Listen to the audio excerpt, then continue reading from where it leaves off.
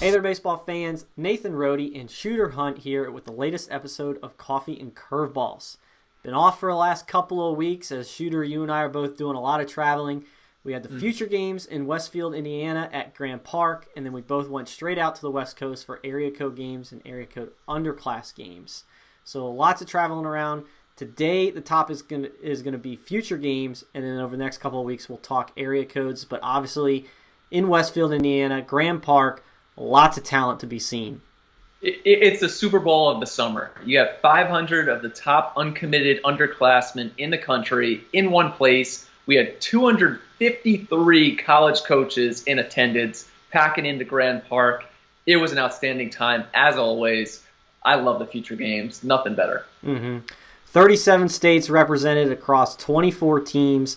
Way too many players to talk about just on Coffee and Curveballs. So obviously, jump on PrepBaseballReport.com. There's already a podcast up where you, me, and Sean Duncan go for an hour talking about prospects. We go over at least one player from each team, so be sure to check that out. Today is going to be a little bit more limited on Coffee and Curveballs. We've got 7 guys to talk about that were standouts. And who else can you start with other than the MVP of the event, Aaron Downs, middle infielder from Iowa, 2021. I mean, he was dominant the whole week. Downs was captivating. The Iowa 2021 infielder, I mean, he ran a 6.5 60. He was 95, 96 for exit velocity, and he was just all over the place all weekend.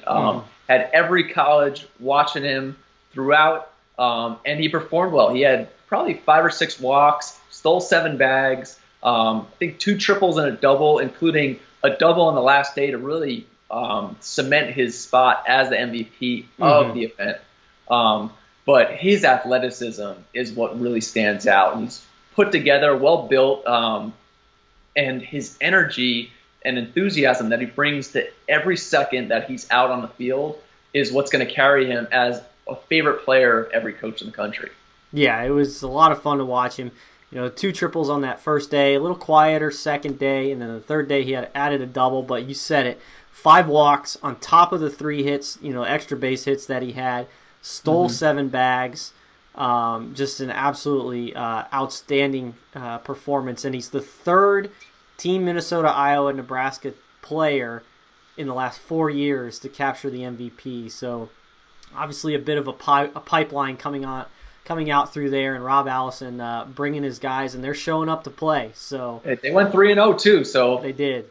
So, big-time performance from Aaron Downs, who is the MVP of the event, and it'll be interesting to follow his recruiting process now to see which teams are on him and where he ultimately ends up.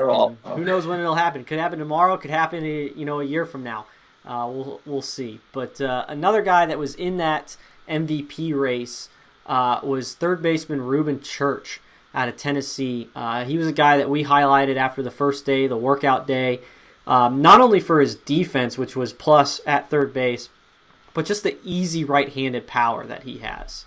Yeah, I mean, at 6'2", 195 pounds, he's well put together. And that defensive work, it's tough for a third baseman to stand out when you got, a host of shortstops running out there. But it was some plus stuff there at the hot corner, made it look real easy. And then he steps to the plate and hits a home run the first day, goes oppo, no doubter on the last day for a grand slam, and then probably could have had a third in his final at bat if he hadn't top spun it so hard to the warning track for a line out. But it's real easy for the way he does it. Balanced, the barrel stays in the zone for a while, and a big, strong kid. He looks like a pro prospect already, so the 2020 draft is coming sooner than you think, and his name will be mentioned. I need to get through 2019 first, but you're absolutely right. That 2020 class is looking pretty loaded, and after seeing a lot of the guys at Future Games, it's even deeper than we initially thought. But speaking of third baseman impacting the baseball,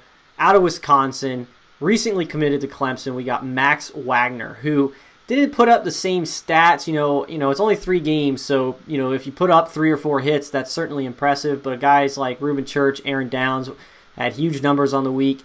Max Wagner, may have not had as many hits, but everything he made contact was loud. All of his outs were loud. His base hits were loud. just a premium bat that the Tigers are picking up there. Yeah, and it's an advanced approach at the plate. Just the way he goes about his business, you can tell that he's a winner. There are even small things of, catching fly balls and scaring guys off to take control, where you just see this kid's a winner and a guy you want on your team, especially in a college program. I think Clemson got a really good one. I don't want to say that he's a Nick Madrigal type, but he has that type of winner mentality that you want in your program and helps elevate your team while also being a premium prospect. Certainly. And then going into the event, we talked about guys we were anticipating seeing, guys that could have a breakout performance, that we were looking forward to. The guy that I mentioned came through. Lonnie White Jr., outfielder out of Team Pennsylvania, goes to Malvern Prep. He's a 3-sport athlete. So going in, I was like, all right, 3-sport athlete. He's younger, so there probably be some rawness to the game just from the fact that he's playing multiple sports and he's young. But there was a considerable amount of polish to his game. He showed some aptitude at the plate. It's a good swing. Obviously, a lot of strength and impact at contact there.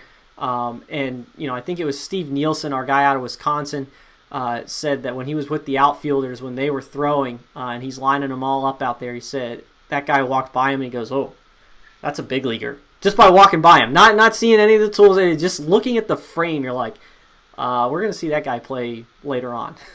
Just the frame and the uniform stands out. And, he's another year away from – he can come back to the Future Games next year, and he'll be even more filled out. But he was stellar on defense, not just the offensive play, but he made some great plays in the outfield. And he's a 6.58 runner, was 90-plus from the outfield, 90-plus exit velocity.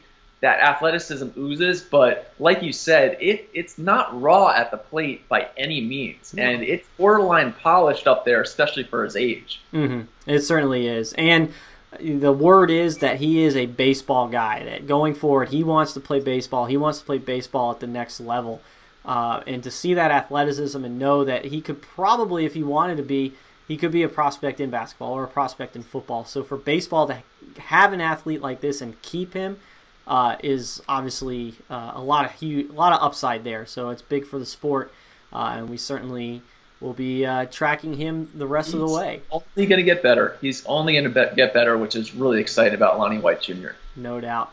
Then out of Missouri, we got Davion Burger, who we talk about home runs with Ruben Church. Davion Burger added one. He's not a big guy. He's kind of wiry. I think he weighs only like 155 pounds. Got some room to fill out there. But did hit a bomb. Quick twitch guy.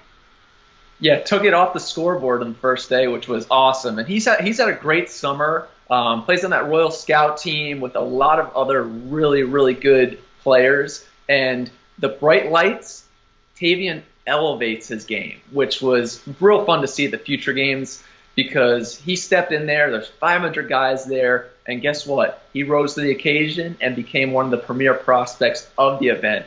And I'm sure there's going to be a ton of schools highly getting after him and hoping he comes into their program because having a switch-hitting infielder like that who can run, who's athletic, is something that everybody wants to have in their program. Yeah, that's obviously a lot of value when you got a player like that. So, but that's enough of position players. Let's go into a couple of pitchers before we wrap things up here. But Chase Centolla was a guy for Team Florida that stood out. And recently just now committed to South Florida. Obviously a big pickup for the Bulls. Tell us a little bit about Centolla and what he brings to the mound. Huge pickup for them because I think he can be an immediate weekend guy. He was 86 to 88. He's been up to 90 in the past, but he was just ice in the 4 spot. Just dominating the fastball to the glove side. Hardly came above the knees at any moment unless he wanted to elevate. 3 pitches for strikes, really good changeup. The slider he controlled for strikes in and out of the zone. Some tilt on that, but just how effortless it was and his ability to go in and out and command the fastball. It was probably the best fastball command that I saw from a 20 this summer. Very impressive, and it makes being a pitching coach very easy when you can command that fastball. Yeah, no doubt. So, lastly, one more pitcher for you out of Team Ohio. We got Jack Sokol. Sorry. Jack Sokol, I mean, the entire Ohio staff and their position players were uber athletic. All seemed to be 6'2" to 6'4". The hitters were left-handed and could really stroke, and the pitchers had quick arms and were very projectable. And Sokol, what did he do? He hopped out there, had really clean innings, and showed off some impressive stuff. The fastball is 85 to 87, and loose arm stroke, high three-quarter slot. Sokol also is a catcher, so you're seeing that quickness of his arm and the arm strength in there while being very projectable as an athlete. But the 2 breaking balls that he threw, I was really impressed with. 70-72 curveball, which was more 12-6, and then he was putting guys away with a 75-78 slider that they just had no chance at. He's going to be a guy with a lot of upside that throughout the fall and next spring, going to want to get some eyes on him. No doubt. So that's a look at a few guys from the future games that you should keep an eye on moving down the road. Obviously, like we said at the top of the show, jump on prepbaseballreport.com to check out the podcast where we go into way more depth about the future games. There's 500 players there. Like we said, 37 states represented, 24 teams. Lots and lots of information to sift through and talk about, so be sure to give it a listen. Moving forward, Shooter and I went out to the West Coast after the future games, saw the area code games with all the draft prospects, and then we hopped on the area code underclass games to see a lot of guys that were at future games, plus some others. So moving forward, we will have podcasts and Coffee and Curveball episodes talking about those. But in the meantime, jump on prepbaseballreport.com, check out all the content, and until next time, we'll see you guys at the ballpark.